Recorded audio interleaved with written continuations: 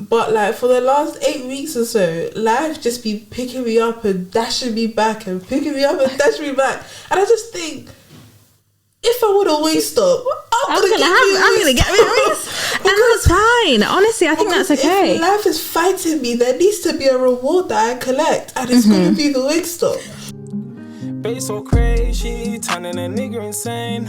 Quit playing all of your games, please. Say if you're feeling no way, darling. I'm busy chasing. Hi guys, welcome back to another episode of Two Babes on a Pod. And we have a guest today. We have another babe. Hi. Third now. babe. Oh yeah. We'll call it everyone babe. Oh, thanks. Yeah. It's nice to feel loved. We feel like it's inclusive. Yeah. Okay, Inclusive yeah. of everyone. Because Everyone's men a are babe. Men can be babes. Women can be babes. Everyone can be a babe. That's so cute. No, I love that. Thank you for having me. Do you want me to? Gosh, guys, let's throw back. something. Yeah. Full transparency. We have tried to film this podcast episode so many times. Yeah. And I think almost everything under the sun has happened. At this point, yeah. The first time I was down bad, I was ill. The second time, the footage was blurry. The third time, I was down bad. Yeah. Now we're finally here. And God willing, nothing will Yeah.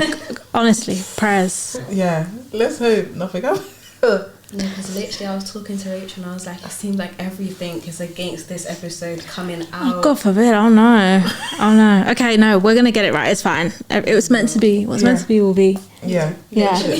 Maybe we just said too much last time. That just wasn't, Or maybe we didn't say enough. Who knows? I feel like it was needed, but we could always add on to. Yeah, there we go. Now, since we're all familiar with each other. We're comfy. I'm a babe now. Thank you. Yeah. Well, thank you for having me. I appreciate it. Well, so technically this would be, we're praying. This is going to be everyone else's first time meeting you. So introduce yourself. Tell us a little bit. Thank you. Yes, my name is Sandra. I run My Life Coach Sandra, which is a content and coaching platform dedicated to supporting people understand, overcome and thrive regardless of any anxieties they might have, and create a mindset that completely works for them. So it's been a while, so I hope that's okay. The intro's okay. How long have you been doing it? Oh gosh, it's like 3 and a bit years. So it was 3 years in, I think, February. Oh, congrats. Okay. Thank you. Or is my maths? Look, I haven't done maths since school, so I started in late 2020. So it will be like 3 years technically now, but then it'll be the 4th year at the end of the year. Okay, so it's about 4 years almost. So 3 and a bit. Yeah. Okay. So it's still young. Into coaching?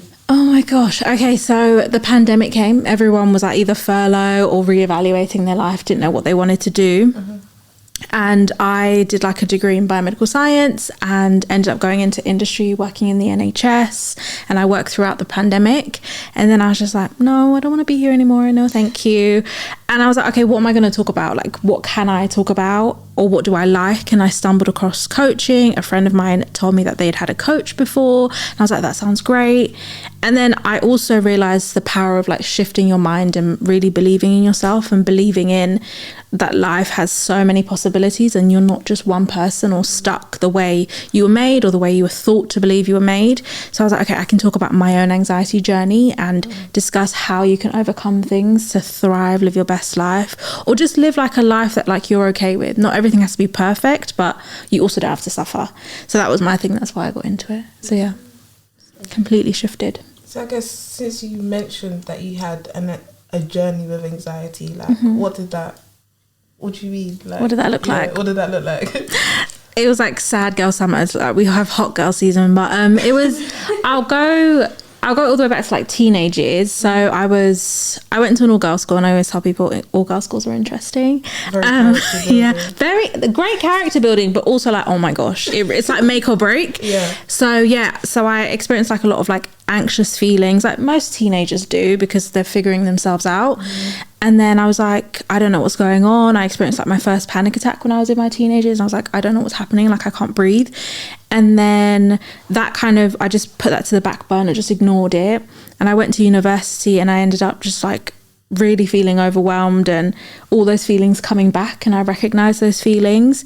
And also I just started having a lot of like autoimmune conditions and things coming up, like my body was fighting against me, and I was just like, what is going on? And then at the beginning of 2021, or was it 2020? I can't remember again, my math isn't great, COVID brain. I ended up just kind of like looking for like support, getting my own coach, even starting CBT therapy. And I was starting to unpack a lot of the stuff I didn't really understand, purely because I'm someone who loves to learn. I just wanted to know more about myself, and I just wanted to elevate. But in that learning, I ended up finding healing, which I appreciated. So yeah, it's been a journey from like, I'd say maybe 15 to early 20s. And then obviously like it doesn't disappear, but it's like so much better now. I'm just living my best life now. Sorry to go back, but what is CBT? It's cognitive behavioral therapy. I hope I've said that right. It's specific to kind of the way that you think, your actions, shifting the way that you think. It's, you know, activities that you can do. It's stopping negative self-talk in that moment and changing your behaviors. I always tell people that there are different forms of therapy, different things you can do.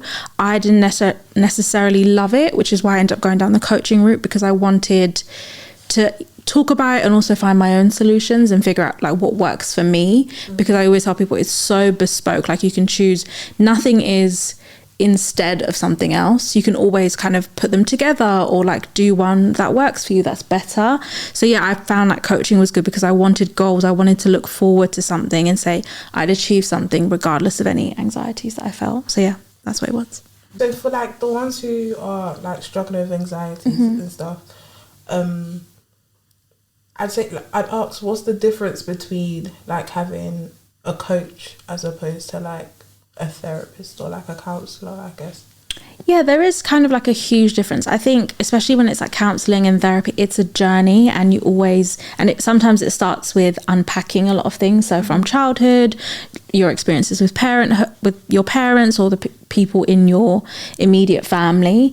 And I think coaching always starts with the individual. It starts with the person, and it asks the person, what do you want out of this experience? What do you want? What are your goals, aspirations in 6 months' time? There's always a deadline to coaching, which I appreciate, because it means that you're setting yourself up for something. You know, there's something you can look forward to and work towards.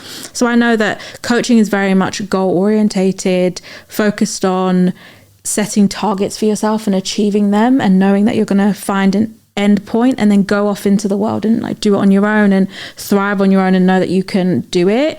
And I think therapy is something that is continuous and consistent and something that unpacks. Does not mean coaching is substitute for therapy. I always tell people that it's never a substitute. If that's somewhere you need or want to start, definitely start with therapy, but also do your research, like find out what works for you. For me, I was honest and I was like, you know what, CBT wasn't my thing, didn't love it, went and found something else. So yeah, that's the main differences, I would say. So do you like, when you meet your client and you discuss like the necessary things, do you like have a goal set, like when you feel like they would be at the right stage to move on, to let them fly the nest? I don't, like go off, go babies, go. I don't necessarily, I have a set structure when it comes to like my coaching, and it depends on the person. You can do it in a week's period, so like you can do 6 to 8 weeks, you can do months, we can coach for a year. It's just dependent on the individual. I will always say that I have a set foundation for everything, so I have a set way of doing things. But also the benefits of coaching, you can finish a program and say, oh, I'd love to continue. And then you can continue. Or you can say, do you know what, I'm going to take on board what we've studied for 6 months and then go off into the world for 4 or maybe 3 months and be like, hi, I need to come back. We need to rejig this, we need to rework it, and then we can start again, or just start from where we left off. So that's my favorite thing. I always start with a foundation. My courses have always been, I've done workshops that are just for the day, or I've done weeks, and I've done a 3-month thing. So it's always dependent on what that person wants and also what they're willing to invest in. That's completely their choice. It's their time at the end of the day. So who would you say like your main like clientele is? I wouldn't say target audience because it's not an audience, but you know. Yeah, well, to an extent I do content online, so I do have an audience, whether it's YouTube, TikTok, Instagram, etc. But I'll always say I started off, and I did this on purpose because I am a young black woman who lives in the UK. So that was my like starting point. That was my foundation. And not to like toot our own horn, I always say that like we're the blueprint of any ideas moving forward. And you kind of see that in all industries in some kind of way. So I say, okay, I start with young black women because I can relate to them and hopefully they can relate to me. Our stories are similar, but then it filters out and then it opens up to different audiences, because almost everybody in our society, we're going through so much and we know so much that we're all going to experience some level of anxiety or anxious thoughts, or just really like worrying about our futures and thinking what's happening, like what am I doing tomorrow, what am I doing in a week. You know, we all have those feelings. So it's open to everyone, I always say that, but I do it for the girls usually, you know. Period. Yeah, do it for the babes. But that's also how it's ended up. It's come natural. But yeah, it's always open to everyone, but my target audience is always the girls. Like, it will never. No, I love that. So would you say, like, your upbringing, like, has affected, one, like, your journey with anxiety, and two, like, the approach that you've taken to deal with anxieties and things? Do you know what? I'll actually, to an extent, I'll say that it's definitely a personal journey, because you can have the best upbringing in the world, you can have the best experiences in the world, and you can still feel less than, or you can still feel as though something's missing, or you're really anxious about something, because our internal journeys are ours. You can't really put them onto other people unless there's trauma there. So I can't say that that's my experience. It's definitely like for myself, because I've always just had those feelings on me. Maybe if I go back, maybe there's something that I've repressed. I don't know. I don't remember. I have no idea. But I'll always say it's my personal journey.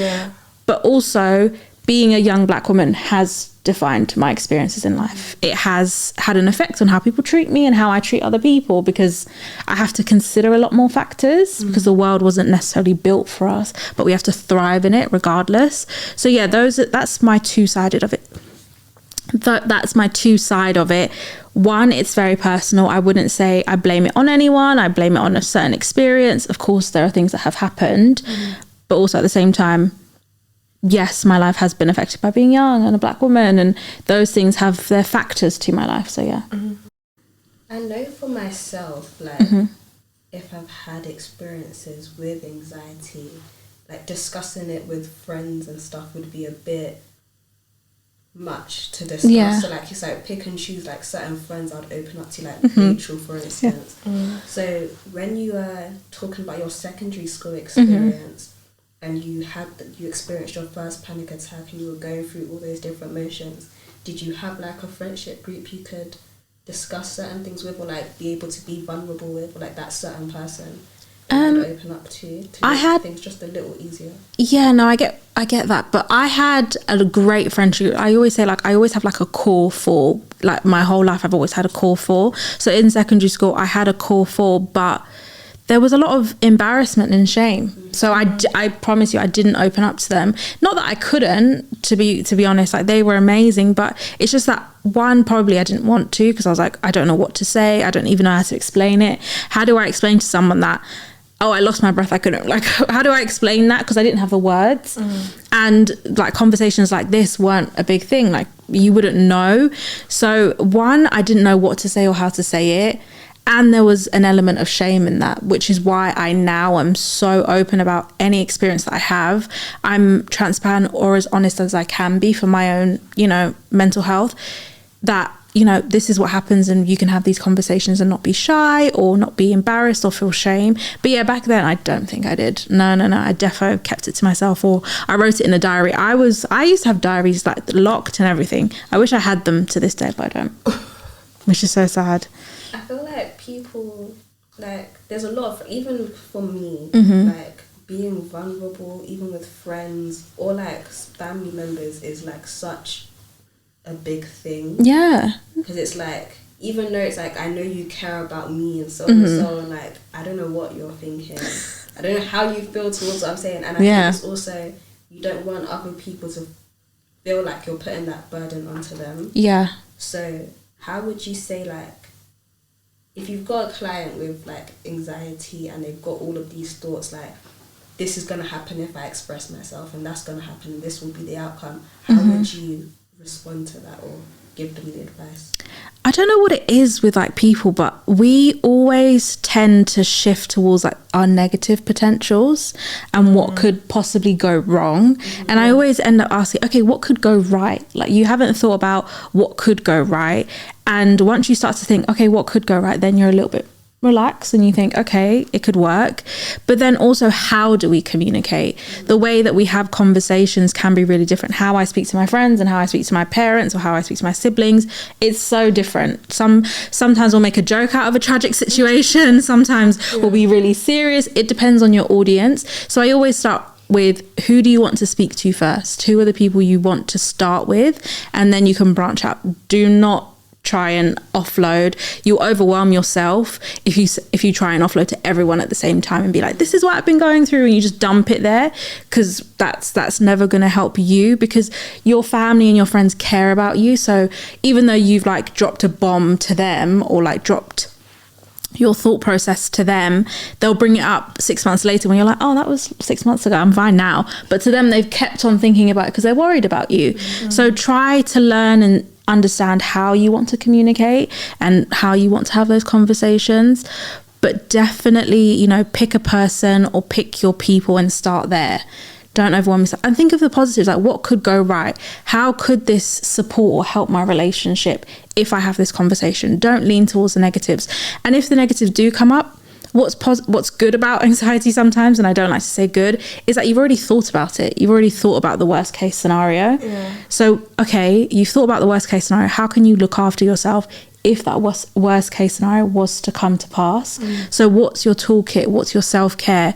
If they don't receive it how you thought you wanted them to, what happens then? And start thinking of solutions. That makes sense. Which I think. I guess that's a good outlook to look at it, because I think, for me anyways, it's definitely like, say something happens, the first thing that I think of is, okay, so these are the bad things that can happen, and it's like you never really have the positive outlook as to like, as an outcome for a situation.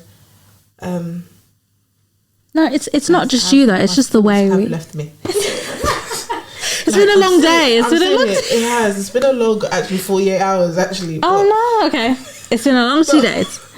Go on. Sorry, carry on what you were saying. Yeah, no, I was going to say that it's not just you that thinks that way. Do you know what I mean? Where it's in our nature to survive. So we'll always think of what could potentially affect our life. Like, it's that fight or flight feeling. So we'll always lean towards, okay, we have to think of the worst so we can protect ourselves.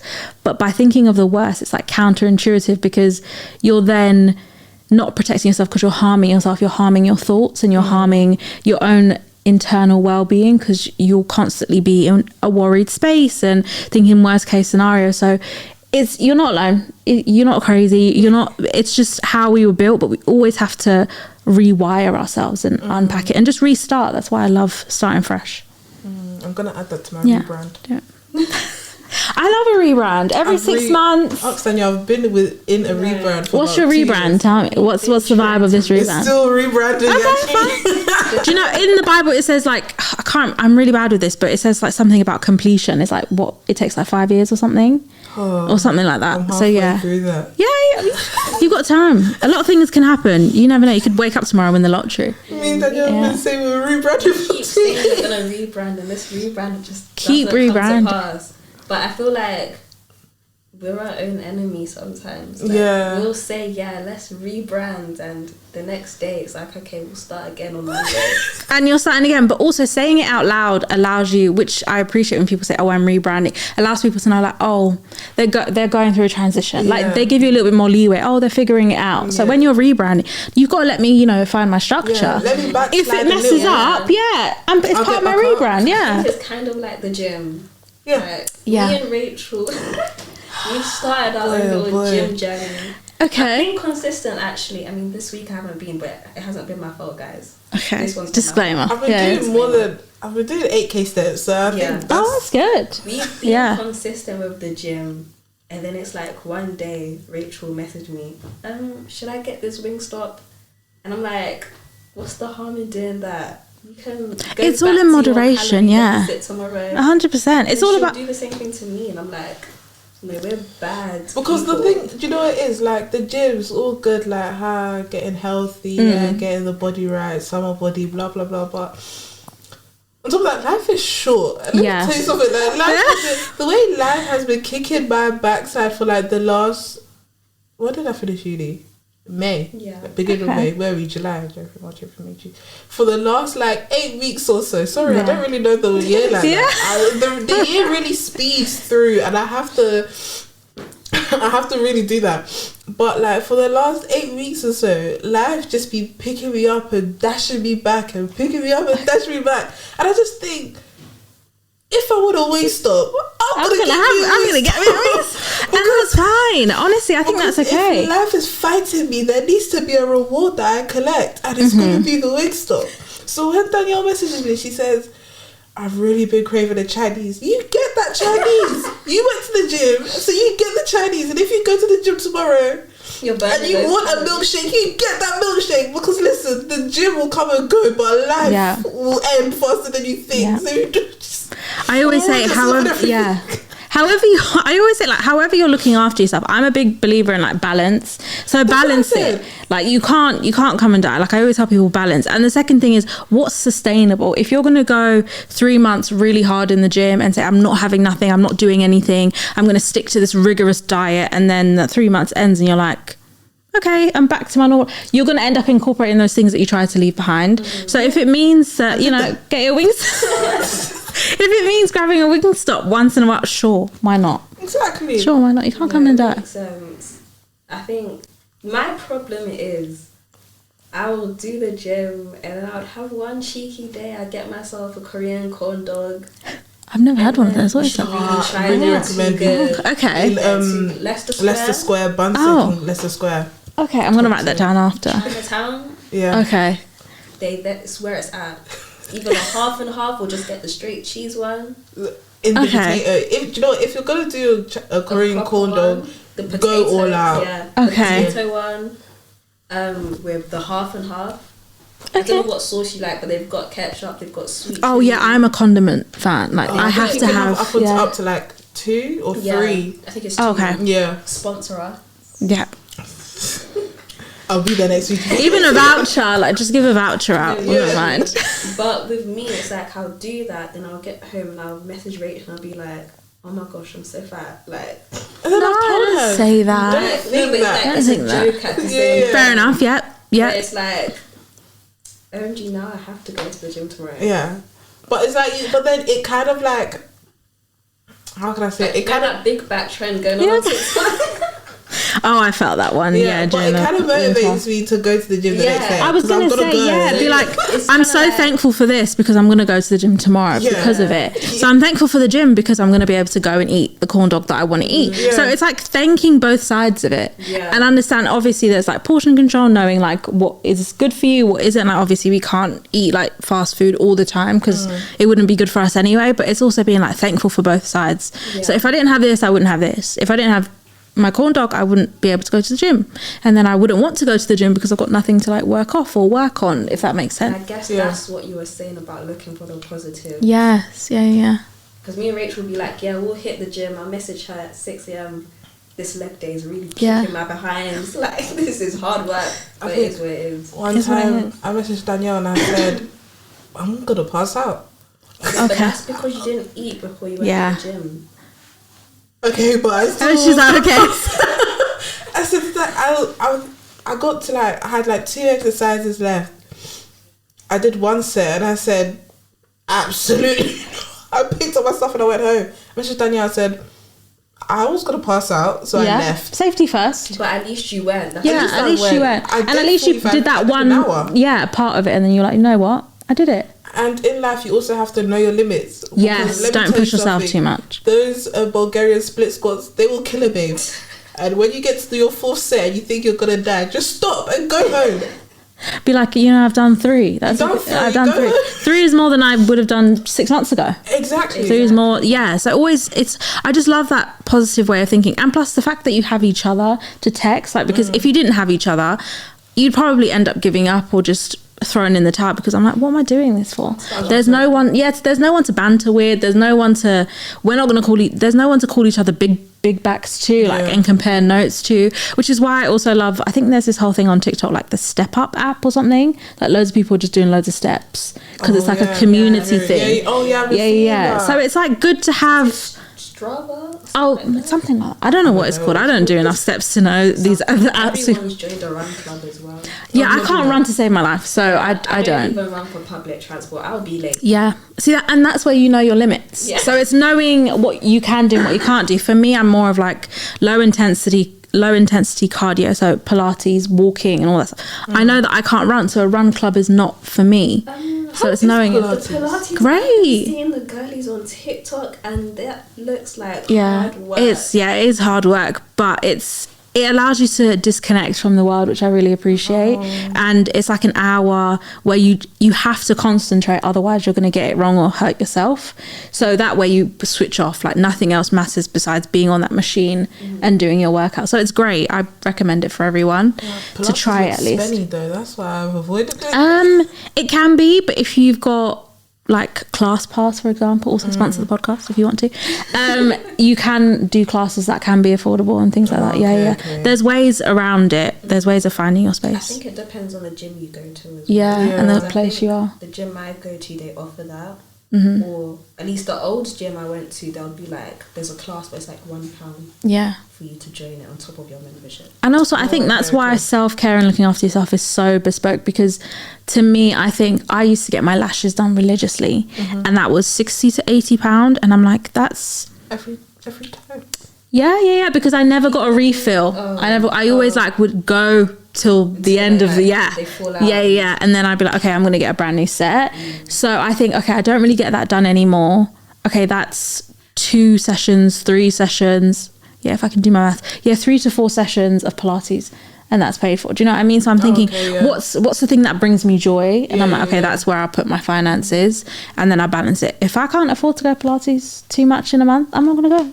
I'll just walk. The park is free, so I'll just walk. Just no running, guys. Yeah, no, you're not going to catch me running. I would not be huffing and puffing in the streets. My knees won't be able to. But promise you, once you get past 25, your knees and your lower back just won't let you run. But 22. Cool. My back has. Congrats to everyone that does do a run club. I got off the tube today and my leg nearly went out. I said, nah, absolutely not. But absolutely not. Oh my God. No, there's no way. I don't run for anything. Not for anything. So if an apocalypse is coming, I'm done for. Just make me a zombie at this point. That's my thing. I'm hearing some people are starting run clubs so they can find their future partner. If my future husband is in a run club, he's not my future husband. In fact, no. Do you know what? If your future husband's in a run club, maybe you'll be outside walking, or you'll be eating brunch, and they'll run past, and you'll like have a gaze, or maybe you'll see them on social media, and then you'll like follow them on the. Do you know what I mean? There's different ways you can be a partner. I'm not joining that. I'm not doing that. You couldn't pay me $5. I don't even run on the treadmill. I do a brisk walk. Yeah, balance. I mean, you don't have to do everything your partner does. Yeah, that can be their own thing. But also, I don't know if you'd be able to have be able to talk while running. If people can do that, like, how can you find your partner at a run club? How do you actually have at the end and at the beginning? Maybe they have like a little social thing at the end. Oh, you go run club today? Yes, so that's cute. Then they get there a bit early, and then they'll have their little. They're planning. That's like too much effort. That's so much effort. Does that mean I'd have to make an effort with the way that I look? Because I look crazy when I go to the gym. Like no one's gonna find me attractive in the gym. I used to send Danielle my gym vlogs, and I look like a horror and a half. Wig braids. I used to go up with my hood up. Oh, okay. And I used to look at myself in the mirror and I said, wow, this is scary. So scary. I was terrified of myself. Now, guys, but there are walking clubs. Join that's true. Yeah. So now 6 a.m. in the morning, because I'd be going before work. So like 6:30, 6:40, I'm at the gym. I've just woken up a little bit ago. I do not want to talk to anyone, but I've got a gym partner. And it's like, they're like trying to be like a little PT person. You keep upping the weights. Now I don't like you. We're no longer friends. It's early, you're up in the weights, don't speak to me. One leg day, Danielle messaged me, she said, Rachel, they're putting on more weights. And I said, you get that leg day in, girl. Yeah. And also you have autonomy to say no. No, like to be like, I don't want to do this. This is my capacity and this is how far I'll push myself because I don't want to go too far. And then it becomes disrespectful. You know when you know you can do it, but you just don't want to. Okay, so that gym partner is helpful. You're just angry. But no, I'm not angry, but you're just, you're doing it out of spite, but you're doing it. So it's like, I know you're trying to help me and I know this is for the greater good, but right now, you're my biggest hater. Like, you're my biggest you. Like, you can see that I'm not enjoying this and you're still making me do it. What type of a friend are you? But that's quite funny because that person might be like personifying life, because life can really get you through it and you're like, why am I doing this? I don't enjoy this space, but I appreciate it because without them you wouldn't push yourself. A lot of us don't push ourselves if there's not someone else. Yeah. She's coaching you. Indirectly, but that's somehow she incorporated life on the gym. But that's the benefits of coaching. I always tell people it's just a conversation and like a different perspective. So appreciate that person. Just be like, I don't like you in this moment, but I'm going to appreciate you when, a few months from now I'm at some kind of function and I look great. And you'll be like, wow, thank you. Guys, they're probably watching this and thinking, listen to Sandra. Relax. Relax. Well, yes, listen to Sandra. Yeah. She's dropping just let them know that you're upping the weights and say you can do this. Just motivate them in the moment. Just be super nice and be like, I'll get you a corn dog if you do this. Or I'll just there's a positive once we finish. Yeah, to be fair, one time I must have I didn't complain at all in that one gym session. And then they got me a milkshake after. Aww. Yeah, period. As you should. It's just your reward system, So you now know how to be rewarded. So now get her gifts after every session. That's what guys, I'm not materialistic though. But that one time, that Oreo milkshake, it was where it's at. Yeah, it was nice. It was considerate. You appreciate consideration. That's your thing. Yes. Regardless of the material, consideration is. Just tell me you're up in the weights instead of me going onto the machine and I'm like, what's going on here? Yeah, you'd like informed consent. That's what you'd appreciate. Consent. We'll just talk about consent, guys. In the last episode, nice. So there you can have it in every area of your life. Informed consent. I just want to know. That's all I ask. I just want to know. So back to the anxiety coaching thing, because do you know what it is? In my head, I'm trying to remember what we asked last time because we got a lot of information out from you last time. That's okay. But I can't remember anything. I'm trying to think. What else did we talk about? That's it. So we asked last time. I was saying that Danielle and I are Christians, and I think you alluded to something in the Bible a bit earlier. Yeah. So it was, has your faith helped with your anxiety journey and 2 your coaching journey? 100%. And I always say this honestly, although I don't lead with my faith whenever it comes to my coaching, because I am a faith-led person, I've been raised Catholic, that it will always be, my faith will always be intertwined into everything I do just because of me as an individual. But I understand people have their own perspectives on life and they do things differently. But yes, it's hugely involved because I always tell people for example, the Bible is one of the original self-help books. It has different perspectives, it has different people from different walks of life, and it shows you that you can overcome challenges. And if you shift your mindset or believe in a higher power or believe in the universe, if you want to say that there are possibilities. Mindset work especially is all about understanding the universe, understanding how to attract things towards you, shift the way that you think, so you shift the world that's in front of you. Because if you think everyone hates me in the world, for example, you're more likely to see that. But if you think okay, not everyone's gonna love me, but I love me, and the people that love me, and you're gonna find your tribe, you're gonna find your people. So that's what I think my faith is really involved. And I think it's also informed the way that I coach, because you have to consider people's lifestyles and you can't just say, if someone's, for example, is being like triggered, or they want to shift, or they're not understanding their faith, you can't just tell them, oh, forget your faith, it doesn't matter. Well, no, incorporate it. Ask them what they appreciate about their faith, what they like about it, and then you can go from there. I've also recently I just did my confirmation. So for me, it's also helped me understand that life is going to play out, and it's helped me kind of calm a lot of my anxieties, because for me, there is a specific bit of the Bible that helps me with my anxiety, and it says, you know, just give it up to your faith, give your anxieties, and just, you know, give your worries and the things that you think about to your faith, to God, and then allow the world to play out. So that really helps me. So yeah, I don't push it. It's not like the thing I start with. I don't go around like telling people, but it finds its way incorporated. In the church, or like in a lot of religions, it's kind of hard for people to then find help outside of that community. So some people think getting therapy or getting life coaching is kind of straying away from stepping outside of your teaching doctrine. What would you think your thoughts are on that? I think that's a valid point, because for a lot of people, I know a lot of people that have been raised to know that, you know, you're supposed to hold it in, keep praying, have the faith, and then something will miraculously happen, and miracles do happen, and I appreciate that. But understanding that a toolkit or a way of looking after yourself is an ecosystem. You're not just one man on an island. You have to incorporate different things and different perspectives. And I always say, like, for example, Jesus in the Bible interacted with so many different people and so many different walks of life, and there are so many different interpretations of the Bible or interpretations of your faith. So it's important to understand that you're not like going against your faith by looking for support on outside of the church, for example. You're adding to what your life can be, and you're probably adding to the church. If you do go out and get therapy or get a coach, you can possibly come back and inform the congregation or apply different thought processes to your faith. So it's starting with that. It's starting with like no shame, no blame, and not thinking everybody has the answers in one particular place. You can find answers elsewhere. And if you always center it back to what you want to center it back to. So for example, if you're like, okay, I want to go to therapy, you can find Christian-based therapists, Catholic, Muslim-based therapists, Jewish-based, like you can find people that have similar faiths to you.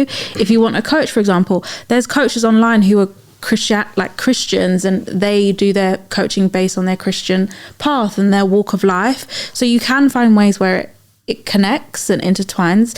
Don't be afraid to look for those things, because at the end of the day, for example, your church started as a seed and as an idea. It started small and then it grew. So for example, you can go to somewhere and like start a seed, try something and see if it works for you, and that's okay. But also just always have your foundation and know that, for example, if you are faith-led, your faith is your foundation and you're just building on it. That's all you're doing. You're not trying to substitute. You're not trying to take away. You're not trying to dismiss anything you've learned up until this point. You're just trying to learn more. And that's what we'll always do. If we keep growing till our older ages, we'll always be learning. Yeah. I think that's kind of like, people shouldn't really care what the others in the church really have to say about you stepping out. Because at the end of the day, it's your own journey. Yeah. So as you said, you know your own faith. As long as you build on that foundation, whilst getting the help you need, there's no problem. Yeah.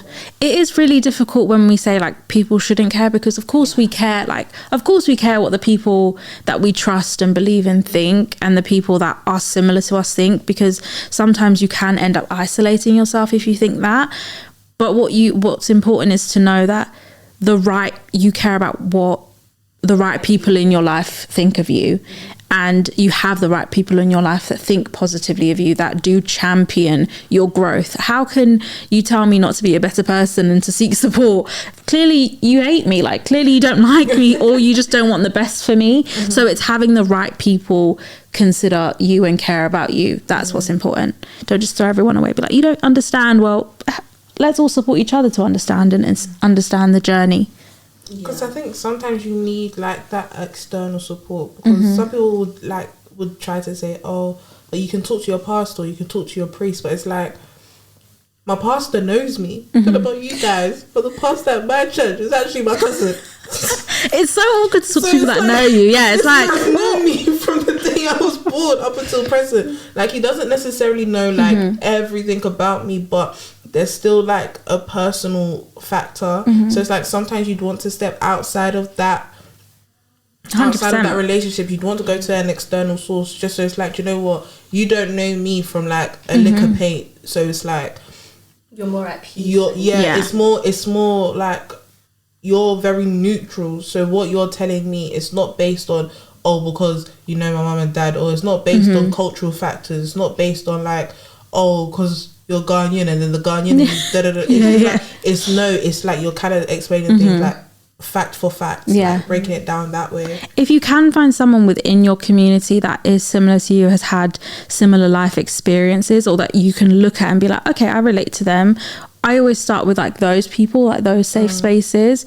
And also, one of my favorite things when I started out, I say this now, but I never used to include myself in the scenarios I would tell people. I'd be like, oh, I know someone going through something, like what's your opinion on it? Or We stay doing that. yeah, like, oh, I like this person I know, and you end up like, why do you have so many friends or people that you know going through stuff? But you can find your way to have those conversations. But if you're not comfortable, like you said, your cousin is your pastor, like sometimes that's too close to home, because they know so much about you and they think certain solutions will work for you, but this is a new avenue that you've never crossed. So my mum and dad know the news before I've even told them.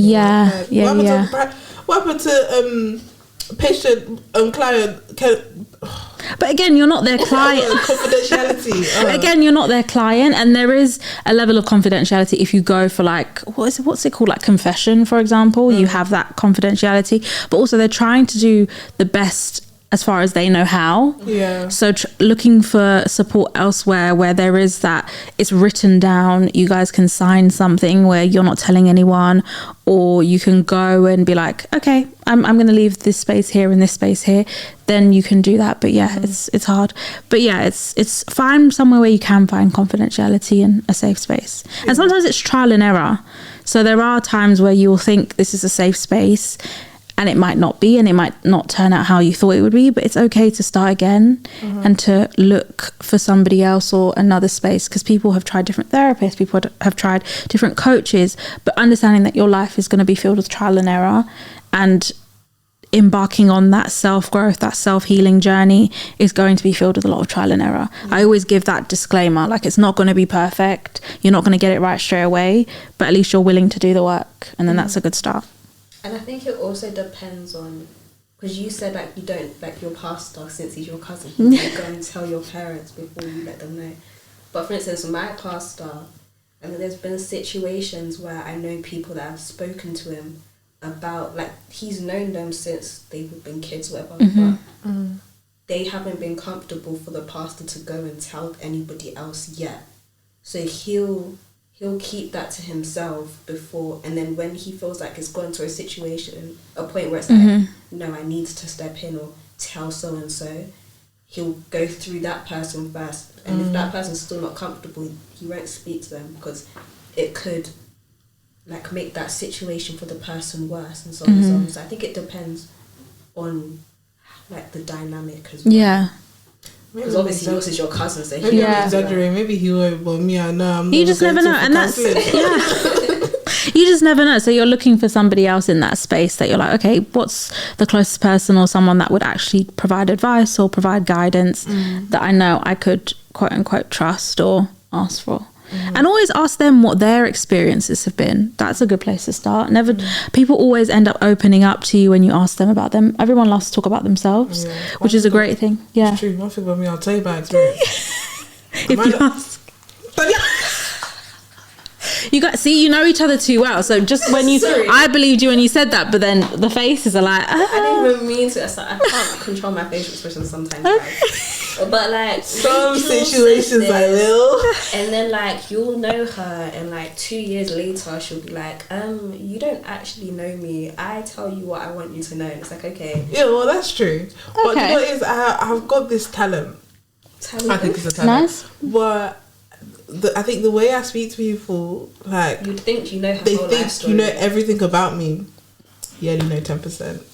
Wow. Yeah. I don't even know how much I know Rachel, to be so real. Nice. But it also depends on what questions you ask her. Are you like Are you a liar? Not a liar, but are you like, you omit the truth? Like you'll give 10% of the truth, 5% of the truth. But you're not necessarily, I don't want to call you a liar, but you're not necessarily lying, but you're just not giving them everything. Rachel says the truth. Okay.